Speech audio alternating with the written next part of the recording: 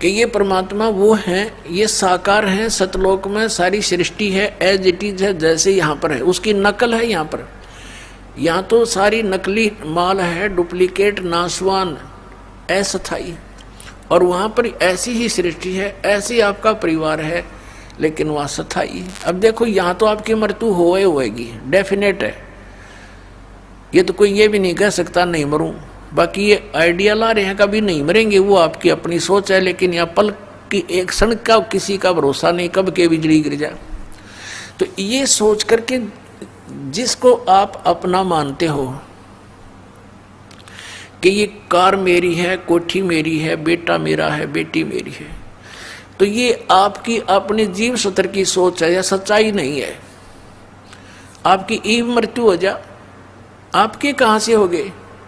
आपको तो इनको जन्म देने का एक मीडिया बनाया है काल भगवान ने, और अपने खाने के लिए जैसे बकरे और बकरियां छोड़ देता कसाई, वो बच्चे पैदा करते हैं, उनकी ममता भी होती है, और वो बच्चे बकरे बकरियां उनको अपना समझते हैं। दूसरा कोई बकरा उसके बच्चे को छेड़ देता है तो उसके साथ मरने मारने को तैयार हो जाते हैं, और कसाई आता है उनसे से निकाल ले जाता है। ना वो बेटा देखता, ना बेटी किसकी है, माँ किसकी है, तो एक डंडा लेकर हाँक ले मोटे मोटों को और जाके काट देता है। उसका उद्देश्य वहाँ रोकने का यही था।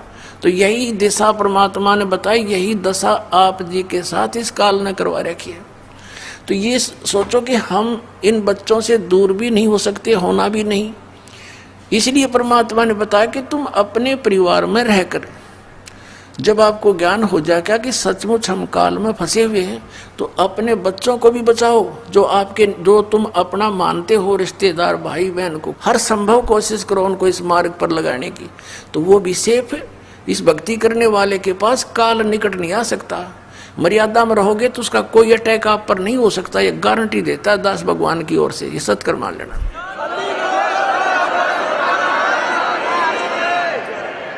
अकाल मृत्यु नहीं हो सकती आपके किसी परिवार की अगर आप मर्यादा में रहोगे।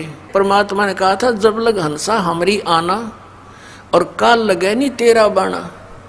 परमेश्वर ने कहा कि जब तक मेरी मर्यादा में यू रहेगा मेरा बच्चा, तो तेरा कोई अटैक नहीं हो सकता। चाहे उसकी मृत्यु का दिन भी आ गया तो भी परमात्मा नहीं मरने देगा, क्योंकि ये वो परमात्मा है जो आयु एक्सटेंड करता है, और कोई भगवान नहीं कर सकता, केवल कबीर साहब कर सकते हैं परमेश्वर। और ये काल क्या दाव लगाता है? ये सबसे पहले आपका नाम खंडित करवाता है, चाहे किसी तरह करवाना पड़े। और नाम खंडित होने के बाद फिर परमात्मा की पावर से आप डिस्कनेक्ट हो जाते हो, परमात्मा का संरक्षण नहीं रहता आपके ऊपर। फिर आपको केवल कर्म ही मिलेगा जैसा आपने किया है। तो वहां फिर आप पर यू काल चोट मार देता है। मर्यादा आपको बता दी गई है, इस पुस्तक के अंदर भी हमने ज्ञान गंगा में भी लिखी है, और वैसे भी जो यहाँ फार्म आपका रजिस्ट्रेशन फार्म होता है नाम लेने वाला, उसके भी बैक में खूब लिखी है। और एक दूसरे भक्तों से भी पूछ लिया करो, वह मर्यादा ठीक रखो, आपके घर में सुख, शरीर में सुख, और आपकी आयु आप जितना जीवन चाहोगे उतना ले लेना मालिक से, पर भक्ति के लिए लेना।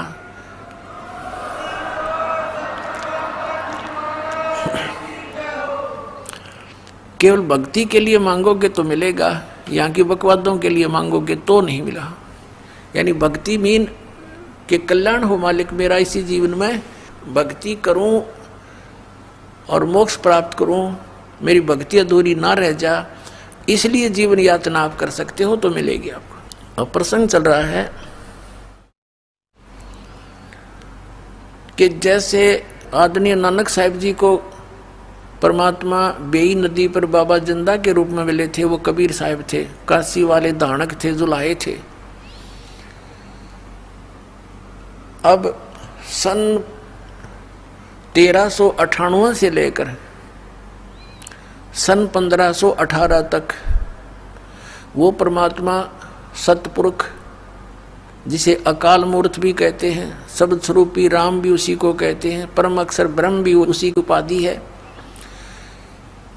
वो काशी के अंदर एक जनसाधारण जुलाहे का कार्य करते रहे, और एक दिन में हजारों जगह प्रकट होकर के अपना ज्ञान प्रचार भी करते रहे, जिस कारण से उस परमेश्वर के 64 लाख शिष्य हुए थे, हिंदू और मुसलमान दोनों धर्मों के। पुण्यात्माओं, आज से 550 वर्ष पहले, 600 वर्ष पहले ना कोई लाउड स्पीकर था, ना कोई मीडिया था, ना कोई चैनल टीवी था।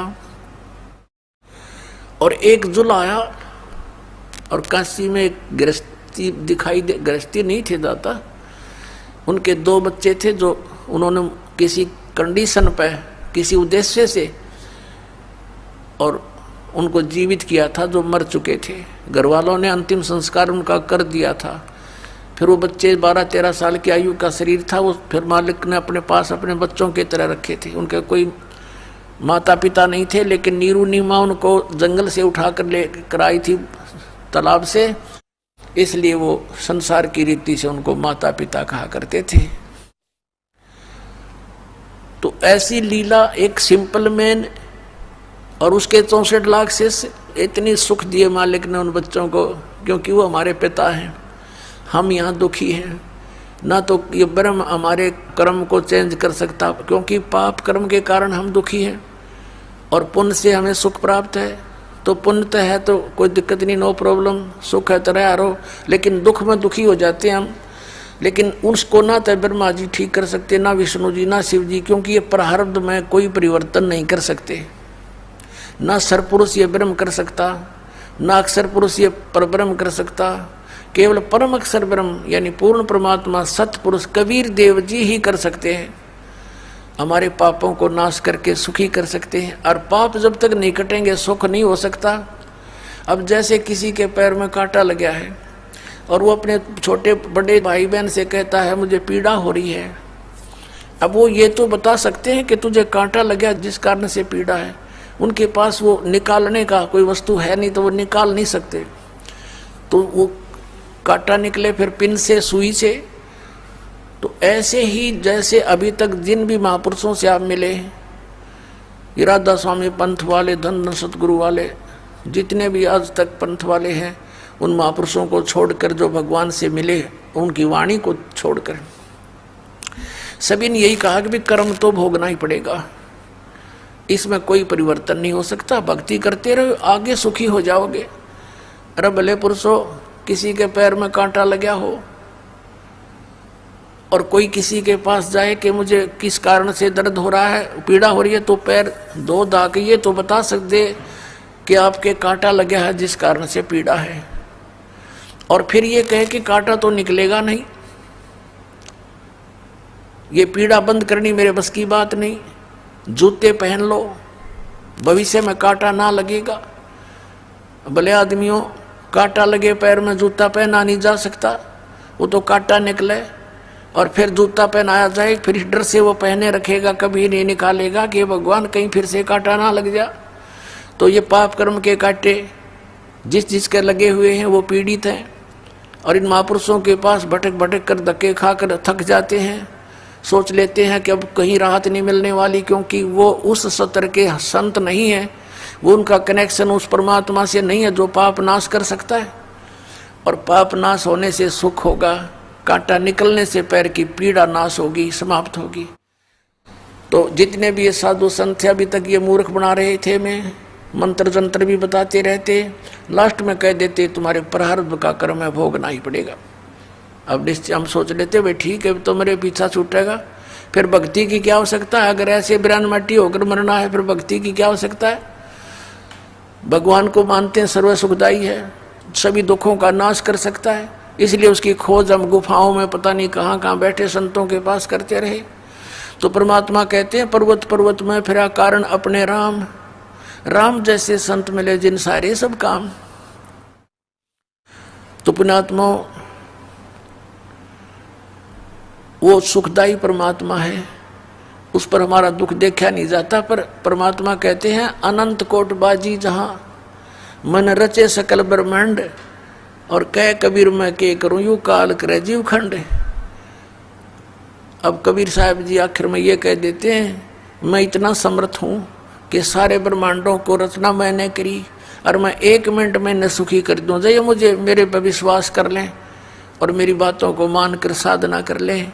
लेकिन कहते हैं आखिर में कि कह कबीर मैं के करूँ, यू काल करे जीव खंड, ये हमसे निकाल ले जाता है काल। यहाँ से कोई न कोई ऐसी मन में भूतनी बांट दे इसके, क्योंकि अज्ञान हमने घना सुन रखा। ज्ञान केवल एक सतलोक आश्रम बरवाला में, बाकी सब जगह आध्यात्मिक अज्ञान भरा पड़ा है। तो उस आधार से सभी आधारित है, और यहाँ से गए हुए प्राणी को कोई ना कोई सिर फिरा मिल जाता है कि वो किसी ने संत बना दिया। वहाँ क्या ऐसी नारी बात है, वो तो सबको नो कहता है इनके पास ज्ञान नहीं। दास नहीं कहता, उनका इतिहास कहता है कि उनके पास ज्ञान नहीं है। तो वो फिर बेचारा डगमग हो जाता है। नानक साहिब जी से किसी ने प्रश्न किया कि हे प्रभु, हे महात्मा जी, आप हमेशा यहाँ खोए खोए से रहते हो, चेहरे पर आपका कोई खुशी नज़र नहीं आती। तब उन्होंने कहा था कि ना जाने काल की कर डारे, और किस विध ढल जा पासावे, जिना ते सरते मौत खुड़क दी उनानो केड़ा हंसावे। कि यहाँ पर हंसे किस बात पर, एक मिनट में ना जाने के बिजली गिर जा। जैसे एक खुशी मना रहे थे, विवाह था एक लड़के का, डीजे बजा रहे थे, नाचे बहन भी भाई भी सारे रिश्तेदार, शराब पियो घोटी लाए। अगले दिन बारात जानी थी। उस शहर से 10-15 किलोमीटर गए थे, वो दुल्हे वाली कार एक ट्रक से टकरा गई और 7-8 व्यक्ति थे, उसमें सारे मर गए, दुल्हा भी मर गया। अब बजा लो डीजे। अगले दिन देखा समाचार पत्रों में, माँ भी रोए, बहन भी रोए, टक्कर मारे एक दूसरे के साथ। तो यहाँ किस चीज़ पर खुशी मनाते हैं? बिना ज्ञान के नशे में नाच रहे हैं हम। यहाँ तो टाइम पास करके अपना पीछा छुटवाओ, चलो वहाँ खुशी मनाइयो, सदा सतलोक के अंदर सदा खुशी है, वहाँ पर सदा बाहर है सब कुछ।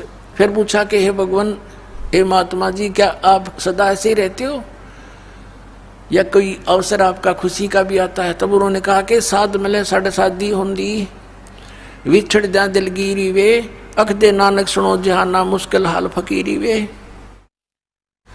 नानक साहब जी कहा करते थे कि जब मेरे हंस, मेरे सिख मेरा सत्संग सुनने वापस आते हैं मेरे पास, तो मेरी खुशी का ठिकाना नहीं रहता। और जब यहाँ से ये जाते हैं, बिछुड़ते हैं मेरे से, मुझे इस बात की चिंता सताने लगती है कि हे भगवान, हे परमात्मा, इन प्यारी आत्माओं को कोई सिरफिरा काल का दूत भ्रमित ना कर दे, क्योंकि ये फकीरी या भक्ति बड़ी कठिन हो गई है।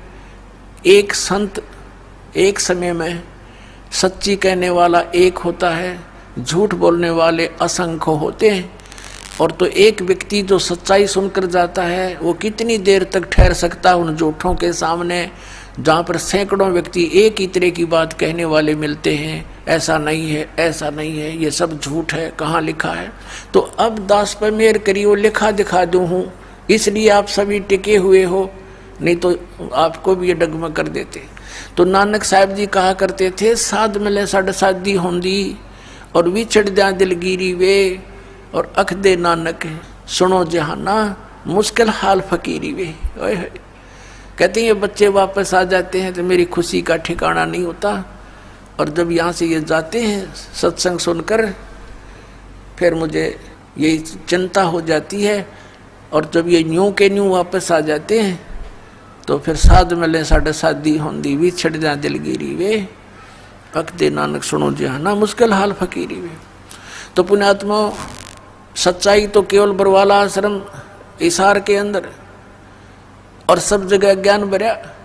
जो पुण्यात्मा यहाँ से संबंधित होती हैं, उनको रास्ते में यहीं से बसों में टकराने लग जाते हैं, वो तो ऐसा है, वो तो वैसा है, क्योंकि काल ने यूँ करवाना था काम उल्टा कि कोई सच्चाई से परिचित ना हो जा। ये भी काल के दूत इनको पुण्यात्माओं को लग रहे हैं ऐसे रोकने कि उनका सत्संग भी नहीं सुनना, रामपाल का, उसकी किताब भी नहीं पढ़ना। रतरा गजब, यो ऐसा पाप के भागी हो रहे तुम। लेकिन अब इनकी एक नहीं चले। परमात्मा ने कह रखा है कि पूरा विश्व एक होगा, पूरे विश्व में ये ज्ञान कबीर परमात्मा का फैलेगा, एक ही भगवान रहेगा कबीर जी, एक ही ज्ञान रहेगा, ये तत्व ज्ञान, और सब ज्ञान नाश हो जाएंगे।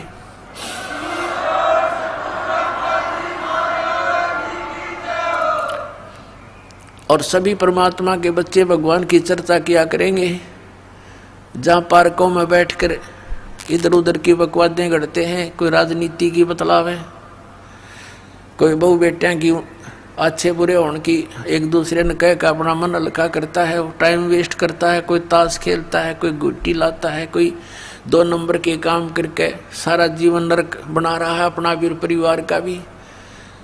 इस ज्ञान से परिचित होकर आपको ये रिश्वत, मिलावट, चोरी, ठगी, जारी आपको विष दिखाई देगी, तो पुण्यात्माओं विष को कोई खा नहीं सकता। क्या कहते हैं, जैसे किरका जहर का रंग होरी हो, कहो कौन तिस खावे राम रंग होरी हो। जैसे एक कण पड़ा हो विष का, उस कण को भी कौन खाएगा, निकट भी ना जा, बल्कि किधर मिट्टी में दबाओगा उठा के, किसी और का हाथ ना लग जाए। जैसे किरका एक कण विष का, जैसे किरका जह का रंगोरी हो, कहो कौन तिस खावे राम रंगोरी हो। तो ऐसे जो हमें पाप दायक कोई भी कार्य होगा वो विष दिखाई देगा, हम नहीं करेंगे उसको। हम पैसा नहीं लेंगे किसी से रिश्वत, क्योंकि वो हमारे लिए जबरदस्त बाहर बन जाता है। आप देखते हो जिसने किसी से रिश्वत ली या कोई और कारण से पैसा ऐंठा, अगले जन्म में बैल बने और मंडी के अंदर वो आदमी तो आदमी बने और वो बनेगा बैल। मंडी में एक अकेला जोड़ा जाता है एक बग्गी के अंदर, और इतना ऊंचा बोरी भरकर उसका ऊपर बैठ कर लठ मारे। वो रिश्वत लेने वाला अधिकारी अब बैल बनकर लठ खा रहा है उस धनी के, वो सारे पूरे करेगा। तो पुण्यात्माओं, इस प्रकार हमने इस तत्व ज्ञान को